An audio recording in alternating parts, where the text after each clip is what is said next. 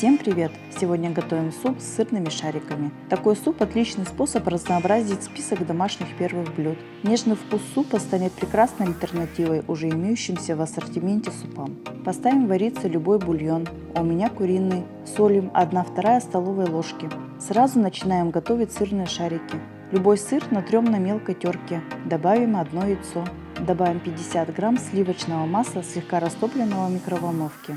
Добавим 1/4 чайной ложки перца, укроп и щепотка соли. Все перемешиваем. Постепенно добавляем просеянную муку 70-80 грамм. Тесто готово. Убираем в холодильник на 30 минут. Снимаем пенку и варим на среднем огне минут 30. Картофель режем на удобной вам части. Промываем в холодной воде, чтобы смыть крахмал. Лук режем кубиками. Морковь на крупной терке. Ставим в сковороду, обжариваем лук до золотистого цвета и закидываем морковь. Жарим еще минуты 2-3. Бульон сварился.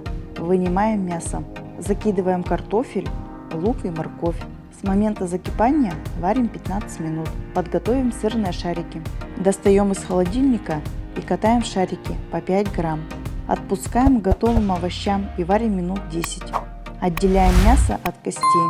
Режем и добавляем к супу. По желанию добавляем мелко нарезанного чеснока и укроп по вкусу. Наш суп готов. Обязательно попробуйте.